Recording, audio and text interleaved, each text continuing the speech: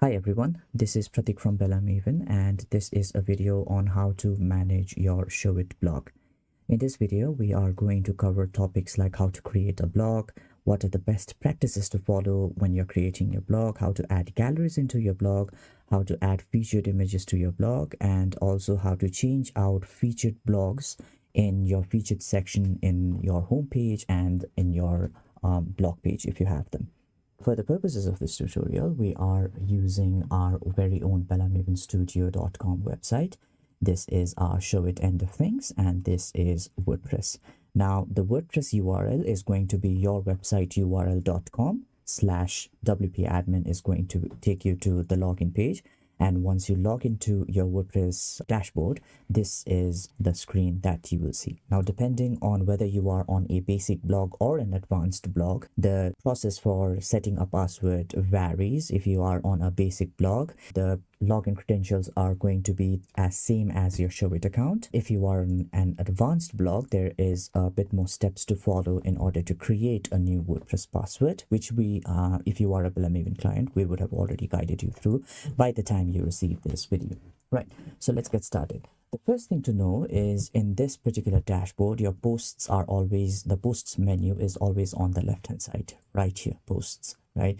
There is a sub menu that says all posts, add new post, categories, and tags. We will go over to all posts now. If this is a fresh installation and you have not migrated any blogs or you don't have any previous blogging experience, this video is still going to guide you all the way through. So what we are going to do right now is we are going to go over and see how we can add a new blog post. Now, before doing that, let's take a quick gander at the installed plugins. Now, for galleries, we recommend the plugin called Modular Gallery. If you are on a basic Showit setup, that is the basic tier of Showit subscription, you will have the Modular Gallery plugin pre-installed. Now, if you are on an advanced blog subscription, you will need to go to the plugin repository and download the plugin. So we'll just go ahead and click on add new plugin since this is an advanced blog subscription. We will look for Modular over here on the search plugins. We will type in Modular. And there you have it, Modular Image Gallery. We will click on install now. This plugin is what Showit recommends, and this plugin is also what Showit comes pre-installed with. Like I said, if you are on the basic blog subscription, you can't really add plugins of your own, but Showit will have this Modular Image Gallery pre-installed in the list of your plugins. Now that we have had that installed, it is always a good idea to pre-plan your galleries before writing the blog post, right? So let's say if you have a blog post and then we are going to add some galleries, separate those galleries like the morning and then the first look and then the ceremony and then the reception, right? So in total, we are going to be creating 4 galleries. So like that. I mean, for this tutorial, the content is not exactly going to match, but I just wanted to give you an overview, kind of an overview on how you can, plan your blogs, and that will massively help you, right? So let's go over to one of my folders where I have a set of some images. Right, as you can see, I have a bunch of images here in this folder. Now, before uploading them to WordPress, it is always a good idea to have them optimized for web. You can do this by using Photoshop, or you can do this by using a website called Bulk Image Resizer. This particular website will help you resize all of your images for the web, or you can also use Photoshop to do that. For Photoshop, what you need to do is open up your Photoshop. Once you're in Photoshop, go over to File, go over to Scripts, go over to Image Processor, and then click on Select Folder. Select your folder. I'm going to go here and then click OK. Make sure include all subfolders is checked. We will save the quality as 7, width as 1600, and height as 1600. You can go a little higher if you want to.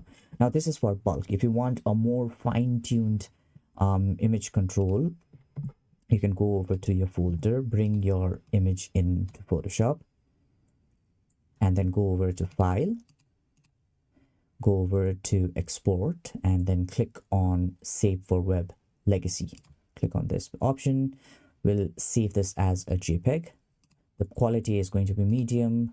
I generally use a value of anywhere between 35 and 60. So once you do that, you can also select one of these drop downs and it will dynamically adjust the value on your right hand side. And on right here at the bottom left, you can see the size the image is going to be when you save it, right? So we can go somewhere over here, and then see what size is. We generally recommend keeping image sizes, especially for galleries under 250 kilobytes. And then you can also resize the image to, if it is extremely high, you can resize it down dimension wise. Showit recommends 3500 pixels as the length for the longer side of your image. So if your image is in landscape orientation, you can do 3500 landscape, or if it is a portrait oriented image, you can do 3500 portrait. But keep in mind that the 3500 pixels is not a hard and fast rule. Depending on where you are using the image and how you intend to use it, you can also go for a much lower value to, you know, keep the image sizes down, right? So once you've done that, you can hit save, choose a location, and then save that image over there. Now, as you can probably imagine, this is going to be a lengthy process if you go image by image. So we generally recommend, if you have a lot of images, we generally recommend going the bulk image route using Photoshop, or simply bulk image resizer website, right? So once that is done and we have Modular Gallery installed, we will go over here on your left hand side. You will notice that a new menu has appeared here that says Modular.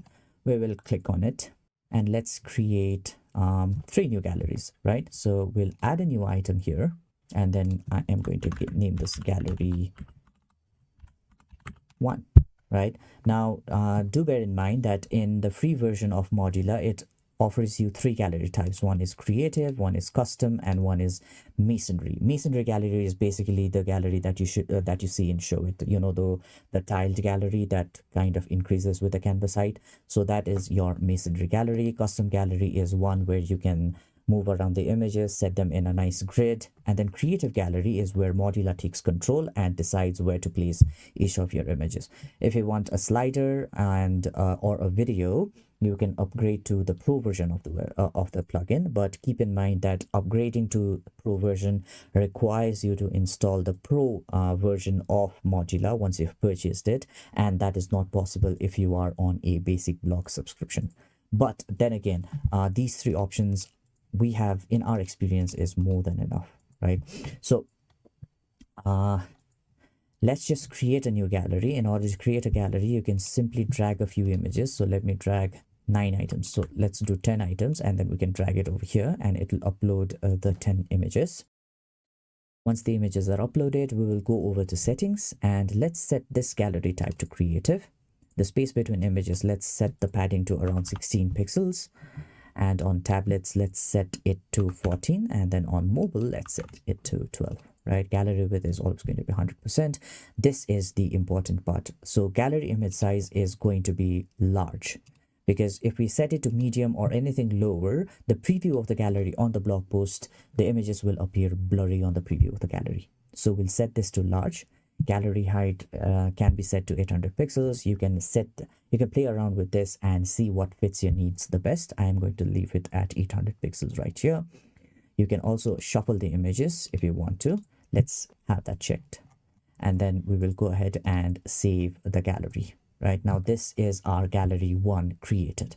Right now, we'll go back to Modular, and then we will now duplicate this gallery. It will duplicate the entire gallery with the settings that we have. So that is really, really convenient for us. We'll go ahead and click on edit, and instead of copy of gallery 1, we will rename this to gallery 2, right? Let's delete all of these images and let's upload a set of new images from here. So let's upload these images, right? 9 images.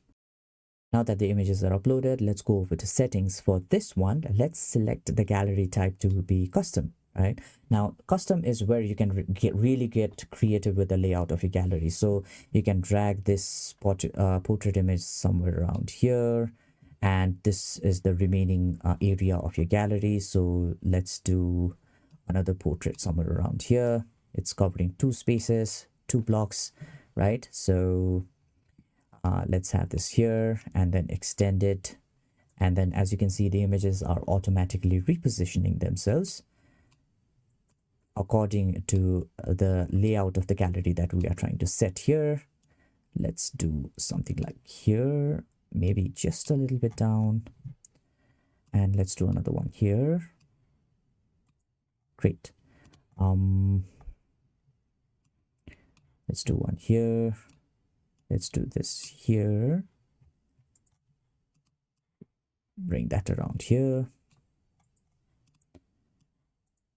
Extend this over.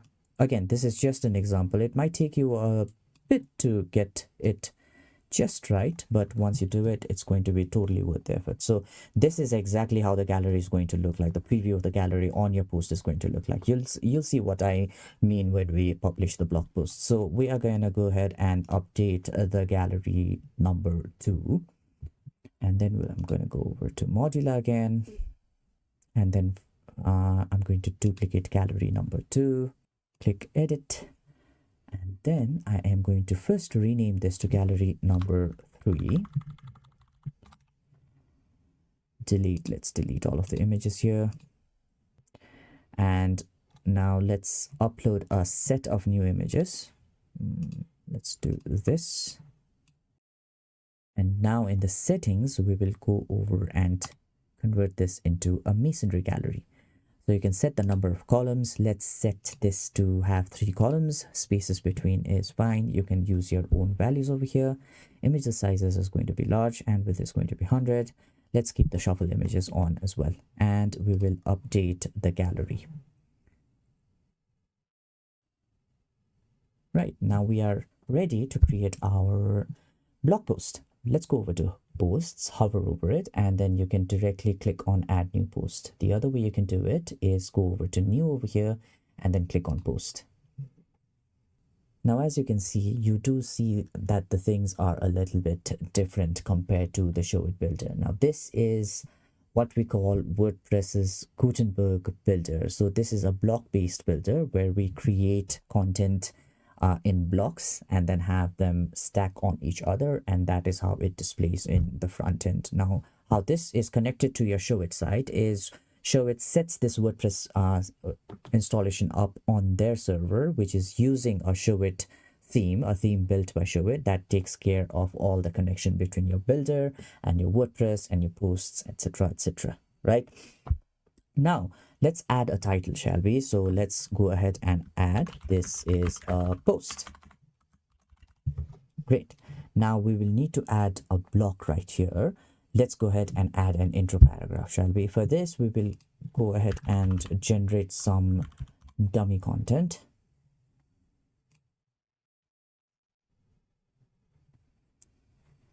Make sure that this is English. I'm going to go copy this to clipboard and then come over here and then choose a block. Now, here is where it gets interesting. Gutenberg offers you a plethora of options and a plethora of blocks to choose from. When you click on this icon right here, you will see the block menu. And when you click on browse all, it will open up on the left hand side and show you all of the blocks that are available to you. Now, for a basic block, what we are looking at is the paragraph, the header, and one of the more interesting ones is the spacer right here. We'll get to that, but for now we will add a paragraph block. By default, any new block that is created is going to be a paragraph block. So I have copied the text over here and I'm going to paste that here. Right now, it is always a good practice. We talked about, if you remember, we talked about good practices when creating a blog, right? So how Showit works is when you create a post content placeholder, it doesn't account for the spaces between the paragraphs. So we'll need to add that in ourselves. Now, what we are going to do is hit enter, and then this will take us to a new line, and it will also give us type backslash to choose a block, or you can also click on the plus icon right here.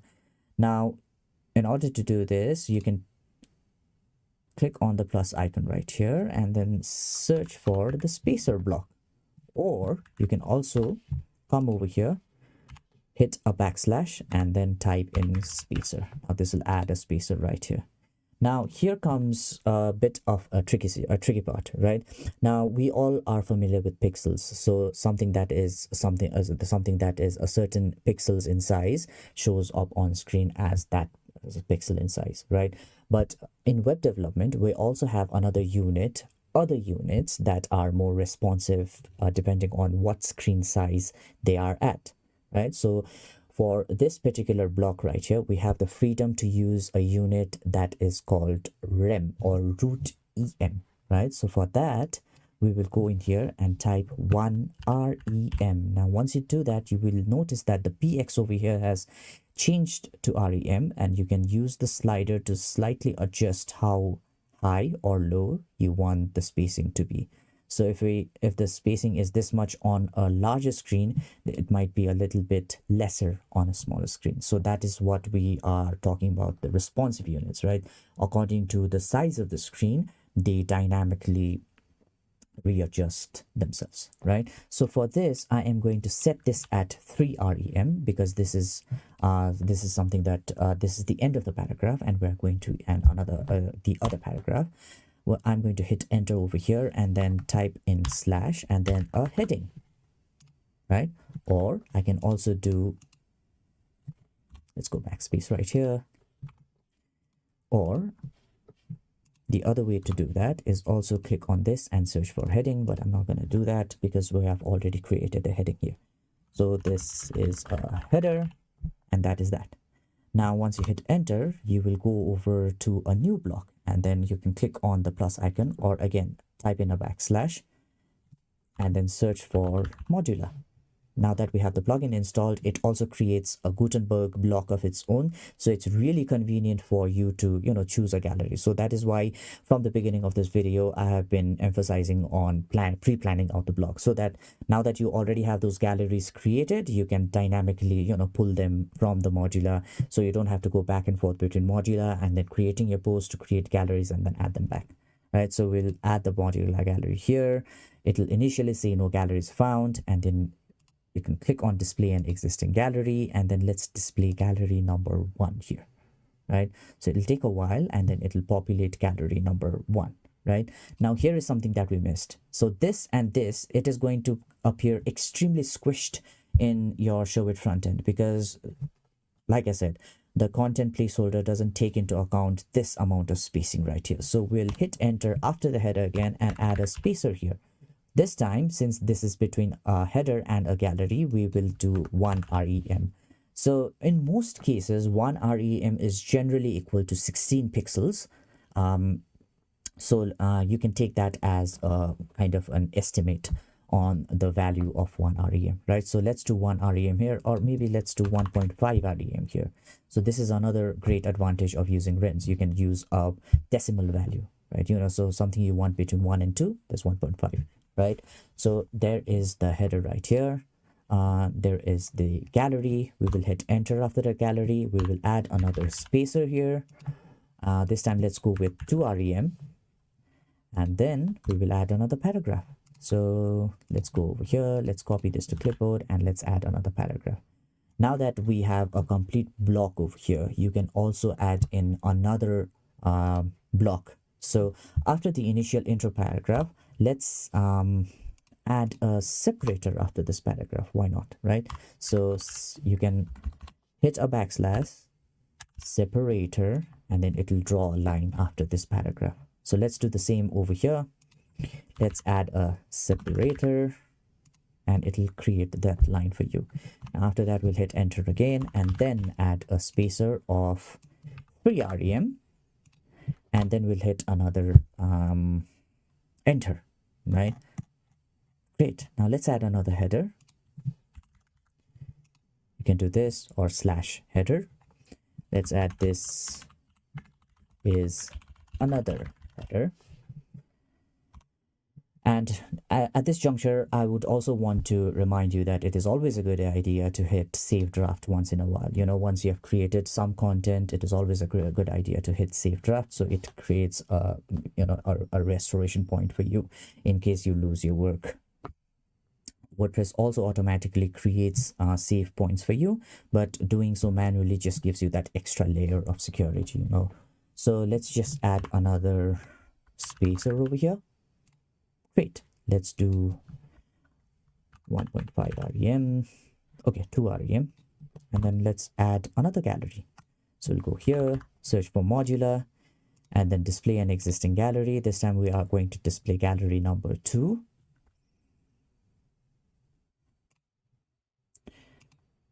Great. Enter.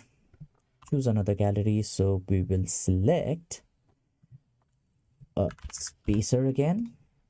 So 1 rem. Let's do 1.5 rem. And then let's add another paragraph, shall we? After that, let's add a separator again. And after that, let's add another spacer of this time 3 rem. Again, we'll add a heading, another header, and then add another spacer. Sometimes, at first it kind of feels like a difficult adjustment, but once you get the hang of it, it's like really easy. So let's add a modular gallery again. Click on display an existing gallery, search for a gallery. Let's display gallery number 3 over here. While this populates, let's hit enter and then choose another spacer, this time of 2 rem. Hit another enter, copy the paragraph, paste the paragraph, and add a separator here, and then add another spacer here. So that's 3 rem, right? Now let's add a conclusive paragraph over here, and then that's it. You can also add things like buttons and then add a CTA. You can also add a footnote, so stuff like that. You can really explore this particular menu of options and then add in and see what fits the best, right? Now once you hit save draft, it will also allow you to preview your post. Now mind you that this is not live. In order to make it live, you'll have to hit publish, but let's save a draft and see the preview. Now once the draft is saved, you can come over to link, click here, and then click on this link below the box, and it will open up on a new page. And this is your post. See how neatly organized this is. You'll see an edit gallery option only if you are the admin and only if you are logged into your WordPress, so you don't need to worry about the other front-end users seeing this, right? You can also choose to add a bit of a spacer between this and the separator if you want to. And then that is how it works. See how you have created the grid over there. This is the custom grid. This is the creative gallery where modular gallery itself takes creative freedom on how to display your images. And this one here is the masonry gallery. Since we have a small number of images, the gallery is displayed like this, but since you will have more number of images, it's going to be a lot longer, right? Now for mobile, how this will look is something like this. Let's reload this page. And like I said, the spacing is going to dynamically adjust itself. Do you see that? It's not that big of a space on mobile now, right? See, it's a little bit lesser, the 3 rem, right? So it's not hard and fast that you have to use the values that I have used. You can play around with the values and see what fits your blog the best, the kind of design or the kind of look that you're going for. The values might vary for you, right? Now what's missing from this blog post is the featured image, right? So let's go ahead and set one. Now go over to your blog post again, the edit page of your blog post. Go over to your right hand side and you'll see a post and a block menu. Make sure you are on the post menu and then set a featured image button is here. Click on it and then select a featured image. Now, depending on your design, you will either need to select a portrait oriented image or a landscape oriented image. We will have that design. If you are a Bella Moving client, we'll have that made according to your preferences in your Showit backend. So you don't need to worry about that. All you need to worry about is selecting a landscape or a portrait image. So let's go ahead and select a landscape image for this one and then hit save draft again. And once you reload this, that is the featured image over here published. Right, now let's go back to the post again And then here is where you can define the categories, right? So that is always a good idea to go over here and right click and then open link in a new tab, because this will keep your edit tab active. And then your categories are under posts and categories right here. If you have not created a single category, you will not see anything over here. So you can create one from over here, or you can come back to your post here, and then on your right hand side you will see a categories menu. You can add a new category on the fly from here as well. So that is how you can categorize your posts, right? The other way to categorize your post, if you already have a few categories created and you want to edit some of your posts and then add those posts onto the categories that you have created, how you can accomplish that is by going over to posts, all posts. Let's say you want to add a few of these into a certain category. So we will check the blog posts that we want to include in a category, go over to bulk actions, click on edit, and then click on apply, and then you can select a category from over here. See, we already have a few categories selected for these, so that is why it's showing us a minus sign. But you can click on here and then have that checked, and then this will register all of these posts onto the category, and then make sure to hit update after that. So that is how you add and edit categories. Tags is the same thing. So you can go over here, but it works a slightly in a different manner to categories. Tags is something that you type and not create over here. You can also create tags over here, but on the fly creation is always encouraged. So if you want to add a few tags to this, we also recommend this because, you know, based on a blog post, there might be some unique tags to that blog post. So what we need to do is go over here, click on quick edit, and then you can add a tag over here. Make sure all of your tags are separated by commas. So click on quick edit, tags, let's say wedding, right? And then let's say Hawaii wedding, and then time of day morning, and location beach wedding.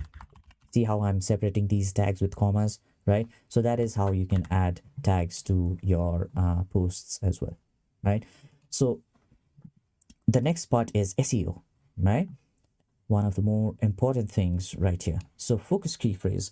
Now, if you have a keyword research done on your website, and you are creating a blog post based off of that keyword research, right? So what you want to add in your focus key phrase here is the keyword that you are basically writing this blog post for, right? Let's say focus keyword is beach wedding,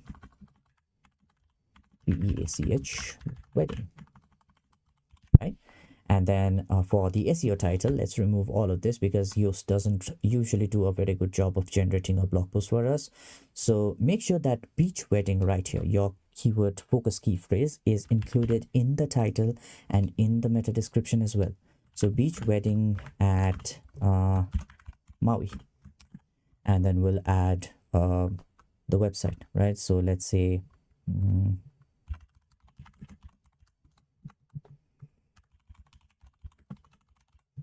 right, Jessica Bennington photo, and then beach wedding at Maui is your keyword, right? So that will vary on how you have done your keyword research and how you are strategizing your keyword placements. So that is one of the more important things. As you can probably see, this screen kind of slider goes up to here once we type this, and if you cross a certain character limit, it will go red, right? So this signifies that you have gone over the character limit, and it will be concatenated at the title right here. So we need to make sure that it is under the recommended length by Google, which is around 60 to 70 characters. And same goes for the meta description. For the meta description, you will provide a description of the blog post under 152 characters, which is recommended by Google. And you will also make sure to include your focus key phrase in the meta description. Now, going by the topic of SEO, you will also need to make sure that your key phrase or your keyword is evenly spread out among your blog post, and it is also recommended that if you can, include the key phrase in your blog post right here at the top, the title of your blog post, I'm sorry. Right, now we will go over to social and then select an image. This is going to be for your Facebook, and this is going to be for Twitter or X, formerly Twitter. And then you'll select an image here, and then you can also select an image here, add a title and add a small description, title here and description here. And this is basically when you share this blog post to someone or over on platforms like Facebook or maybe WhatsApp or maybe Slack or any messaging platform, they will see this image, this title, and this particular description. Right. So that is it about creating a blog post. We have covered how you can go about creating a blog post, what are the best practices, how to add in galleries, how to optimize your image for galleries, how to add a featured post, how to add tags, and how to add categories, and also some best practices for SEO when writing your blog posts. Right. So now the next thing that we want to cover is how to populate your featured blog posts. So for now, on the Bella Maven website, on the home page, we have a blog section right here. It is important to note that your any page that contains a blog section is always going to be under your blog templates here. The corresponding page for this under pages is the home, and we would have marked it with a DNE. A DNE means do not edit. So any changes made to this particular home page will not reflect on the front end, because this is the home page that is being shown on the front end, right? So let's go over here and let's go over to the blog section.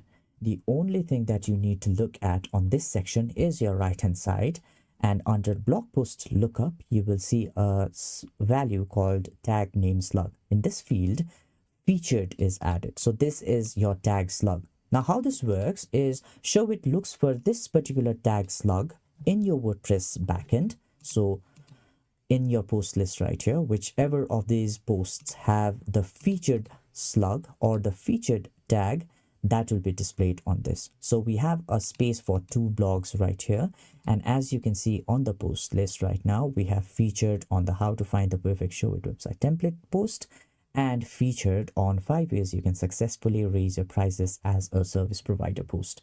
So we have featured over here and featured over here, and that is exactly what will be displayed in these particular sections. Now on your blog page, a similar section will be available. This particular website doesn't have that, but the process and everything will look exactly the same. The only difference is going to be the tag name slug. So the tag name slug will be blog hyphen featured. So that is what you need to highlight. Hit Control C to copy, or if you are on Mac, you can go Command C. You can also right click here and click on copy, and then go over to your blog post, a blog post list. And then depending on how many blog posts are on that particular section. So right now we have space for 2 in here. Some of the designs might have space for 3, and some designs might even have space for 4, right? So that's assuming there is space for 3 blog posts. Now you will choose what 3 blog posts you want. Let's say we want this one, and then this one, right? We will check mark all of these, click on the drop down. It'll be bulk actions. We'll go over to edit, apply, and on the tags we will simply paste that we'll simply paste that tag name slug that is featured, blog featured, right? And then hit update. Now once you update that, it will be reflected in the front end. Now in order to change those out, so currently in this situation we have these 2 blog posts, and in order to change those out, we already have featured over here on the blog post, featured here on a second blog post, which means that that space is occupied by these 2 blog posts. What we need to simply do is go over to quick edit, remove the featured tag from here, make sure we remove that comma as well, and that space after the comma, and then update. And then we will click on quick edit. Notice there is a tag name already there. We'll hit a comma, space, and then paste that over here.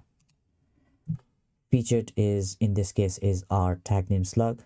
In your case, it might be different.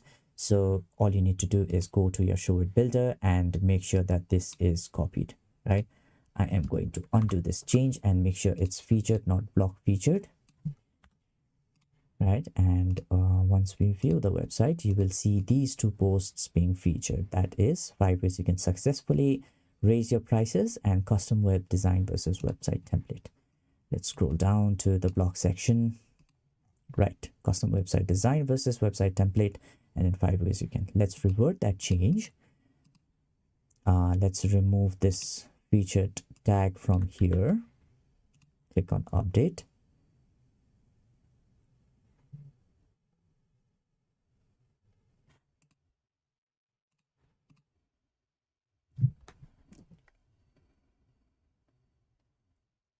And then we go back to find the perfect Showit website template, add a comma, paste the featured tag, make sure the comma is not, there is no trailing comma over there, and then hit update. And that's it. Let's reload this page.